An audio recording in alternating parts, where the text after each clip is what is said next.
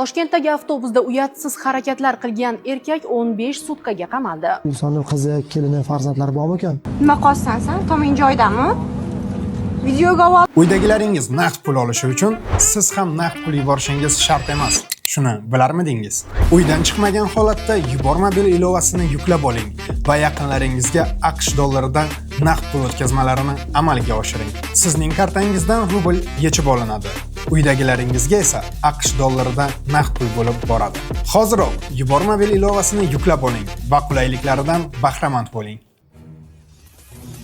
Nima qilsan sen? Toming joydami? Nima qilsan sen? Toming joydami? Uyat emasmi? Ko'p inson qo'rqayotganini. Avtobusda ko'pchilikning oldida efirda press qahramon o'zingizlar ko'rdingiz, ijtimoiy tarmoqda tarqalgan holat bo'yicha ko'pchilik shahrimiz aholisi mehmonlar tomonidan juda ham jiddiy, keskin fikr e'tirozlar bildirishdi. Mana shu holat demak 3-kuni sodir bo'lgan poytaxtning Olmazor tumanidagi 42 insonli avtobus bo'lgan holat. Mana shu singlimiz tomonidan shu video tasvirga olingan va Olmazor tumani ichki ishlar organlarining faoliyat muvofiqlash boshqarmasi tomonidan surishtirishlar olib borilib, mana shu fuqaro shaxs aniqlangan. 1978-yil tug'ilgan fuqaro bo'lgan. 50 ga yaqinlashib qolibdilar.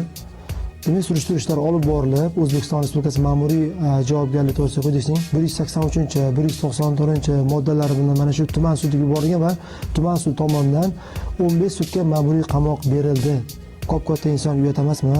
Aholini gavjum joyda jamiyatda yurish-turish qoidasini buzib, uyatsiz harakatlarni qilishga shu insonning qizi, kelini, farzandlari bormi ekan? Izohlarda fikrlarni qoldirasizlar. Har bitta yurtdoshimizdan, insonlardan jamiyatda yurish-turish qoidasiga rioya qilib, ko'chada yurishlarini so'rab qolamiz. Qonun-ustuvor jazo muqarrar. O'zingizlar asranglar, hammalarni yaxshi ko'ramiz.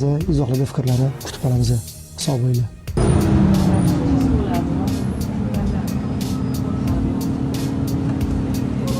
Nima qilsan sen? Toming joydami? Videoga ol.